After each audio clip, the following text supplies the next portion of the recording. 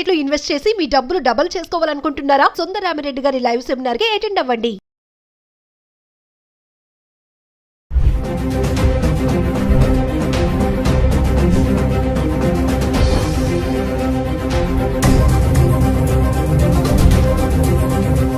Hello viewers, welcome back to Suman TV. ప్రస్తుతం మనతో పాటు ఉన్నారు the great grand son, freedom fighter Kanneganti Hanumantharao గారు. పిహెచ్డి ఇన్ అమెరికన్ స్టడీస్, అమెరికాలో ఉన్నటువంటి 18 యూనివర్సిటీస్లో ఎక్స్పర్టీస్. అంతేకాకుండా centre for human security studies founder and executive director Kanneganti Ramesh Babu గారు ఉన్నారు. సార్తో మాట్లాడదాం. నమస్తే సార్. సార్, విజిటింగ్ వీసా పైన వెళ్ళే పేరెంట్స్కి ఒకసారి తీసుకోవాల్సిన జాగ్రత్తలు అంటే ఇంటర్వ్యూలో వాళ్ళని ఎలాంటి క్వశ్చన్స్ అడుగుతారు? మరి చాలా మంది అంటున్నారు ఇంగ్లీష్లోనే ఉంటుంది అనేసి కమ్యూనికేషన్. మరి అందరికీ ఇంగ్లీష్ రాదు కదా, విలేజెస్లో ఉన్న వాళ్ళ పేరెంట్స్ సంగతి ఏంటి? ఒక్కసారి దాని గురించి మాట్లాడుకుంటాం. అమెరికాలో ఒక మోర్ దాన్ 5.5 మిలియన్స్ అంటే ఒక 55 లక్షల మంది భారతీయులు ఉన్నారు. More than 5.5 millions. 1 మిలియన్ అంటే 10 lakhs, 10 లక్షలు. 55 లక్షల్లో మన ఆంధ్ర తెలంగాణ రాష్ట్రానికి సంబంధించిన వాళ్ళు సగము అని కొద్దిగా పైగా ఉన్నా ఆశ్చర్యపోవద్దు. సో ఇలాంటి తరుణంలో ఆంధ్ర తెలంగాణ రాష్ట్రాల నుంచి ఎంతోమంది ఉన్నత విద్యను అభ్యసించి H1B వీసాలు కానీ, టూరిస్ట్ వీసాలు కానీ, విజిటింగ్ వీసాలు B1 B2 కానీ ఇలాంటి తీసుకొని అమెరికా వెళ్తూ ఉంటారు. మరి అమెరికాలో ఉన్న కొడుకుని కూతుర్ని చూస్తానికి, లేకపోతే అమ్మాయి ఏదన్నా డెలివరీకి వెళ్తే హెల్ప్ చేయడానికి గ్రాండ్ పేరెంట్స్ కూడా వెళ్తూ ఉంటారు. చాలామందికి మరి ఆంగ్ల భాషలో పట్టుండదు. హైదరాబాద్ వచ్చి US కాన్సుల్ జనరల్ ఫైనాన్షియల్ డిస్ట్రిక్ట్లో కానీ లేకపోతే వేరే కాన్సులేట్స్లో కానీ వెళ్ళి మరి వీసా ఆఫీసర్ ముందర నుంచున్నప్పుడు మరి ఇంగ్లీష్ రాదు కదా, ఎలా తప్పులో అని మాట్లాడితే వీసా రిజెక్ట్ అయ్యే అవకాశం ఉంది. కాబట్టి ఏంటి అనేది మీ ప్రశ్న. చాలా మీనింగ్ఫుల్, చాలా అర్థవంతమైన ప్రశ్న అండి. దానికి ఏం చేశారంటే సౌలభ్యం కోసం మీరు ముందరగానే ఒక ట్రాన్స్లేటర్ని US వీసా ఆఫీసర్స్తో ముందరగానే కమ్యూనికేట్ చేసి, బై ఈమెయిల్ అయితే ఈమెయిల్, బై అప్లికేషన్లోనే do you need any translator అనేది ఉంటే yes we need a translator అనేది స్పష్టంగా రాయగలిగితే మాకు ఆంగ్ల భాషని తెలుగులో చెప్పడం, తెలుగు భాషని ఆంగ్లంలో చెప్పడానికి, తర్జుమా చేయడానికి మాకు ఒకళ్ళు కావాలి అని అడిగితే US కాన్సులేటే ప్రొవైడ్ చేస్తుంది. నెంబర్ 1. లేదా చాలా వీసాలకు సంబంధించి చాలా క్యూస్ ఉంటాయి, లైన్స్ US కాన్సులేట్లో. ఎవరైతే ట్రాన్స్లేటర్స్ అవైలబుల్ ఉన్నారో మనం మొదలుగానే రిక్వెస్ట్ చేస్తే ఆ క్యూలోకి పంపించే అవకాశం ఉంది. రెండోది. మూడోది, మనం కూడా మన పేరెంట్స్కి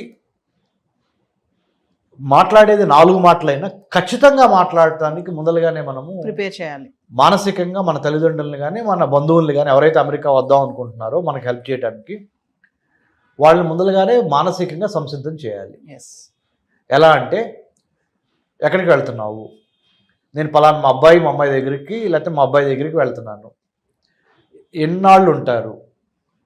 ఎగ్జాంపుల్ 2025 జూన్ 1 నుంచి 2025 జూన్ 23 వరకు ఎగ్జాక్ట్ ఇన్ఫర్మేషన్ ఇవ్వాలి. ముఖ్యంగా ట్రంప్ ప్రెసిడెంట్ అయిన ఈ నేపథ్యంలో అమెరికాలో homeland security, department of homeland security 1000 కళ్ళతో ఎక్కువ మందికి వీసాలు ఇద్దాము అని చూస్తాం పోయి ఎంతమందికి వీసాలు తిరస్కరిద్దాము అనే ఒక యాటిట్యూడ్ ఉన్న ఈ రోజుల్లో, అంటే ఇప్పుడు ప్రస్తుతానికి ఉన్న పరిస్థితులు మారుతాయి కానీ ప్రస్తుతానికి ఉన్న పరిస్థితుల్లో ఖచ్చితంగా నిజాయితీగా, నిబ్బరంగా, ధైర్యంగా సమాధానం చెప్పటం రావాలి. భాష ఏమైనా పర్లేదు. అంటే ట్రాన్స్లేటర్ ఉంటారు, అయినప్పటికీ చెప్పాల్సింది ఏంటంటే పలానా తారీఖు నుంచి పలానా తారీఖు మేము అక్కడ ఉంటాము, ఎందుకు వెళ్తున్నారు అన్నప్పుడు ఏదైతే బలమైన కారణం ఉందో ఆ కారణాన్ని కరెక్ట్గా నిక్కచ్చిగా చెప్పటము.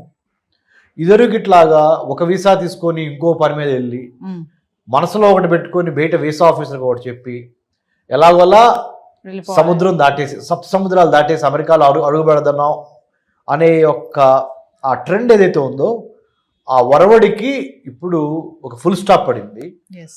ఏదైనా మన మంచి కోసమే. తద్వారా ఏమవుద్దంటే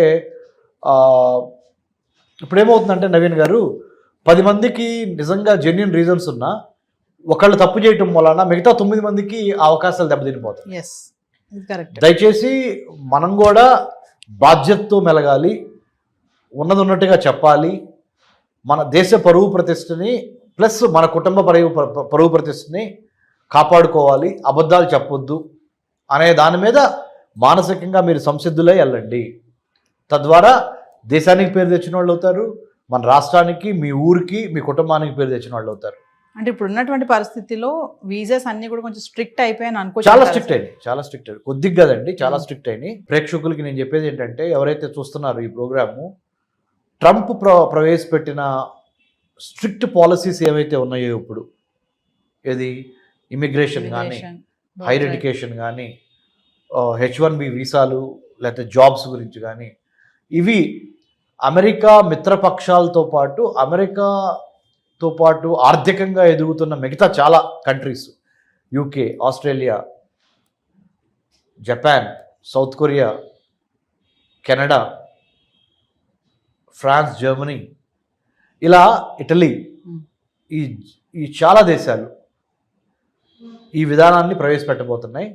లోకలైజేషన్, ఫస్ట్ లోకల్స్కి, స్థానికులకి ఎక్కువ విద్యా, వైద్యం, ఆరోగ్యం, ఉపాధిలో ఎక్కువ స్థానికులకు అవకాశం ఇచ్చి, వేరే దేశాల నుంచి వచ్చి అమెరికాలో స్థిరపడిన వాళ్ళకి సెకండ్ ప్లేసు, థర్డ్ ప్లేసు, 2వ ప్లేసు, 3వ ప్లేసు ఇవ్వాలనేది అఫీషియల్గా అన్డిక్లేర్డ్, అంటే అసలు డిక్లేర్ చేయకుండానే డిక్లేర్ చేయబడిన పాలసీ విధానం అయిపోయింది. కాబట్టి ఉన్నంతలో సాధ్యమైనంత వరకు నీతి నిజాయితీగా సమాధానాలు చెప్పి, తెలుగులో అయినా ఇంగ్లీష్లో అయినా భాష ఏదైనా మీరు ఇచ్చే ఇన్ఫర్మేషన్, సమాచారము ఖచ్చితంగా కాన్ఫిడెంట్గా పొలైట్గా ఇవ్వండి.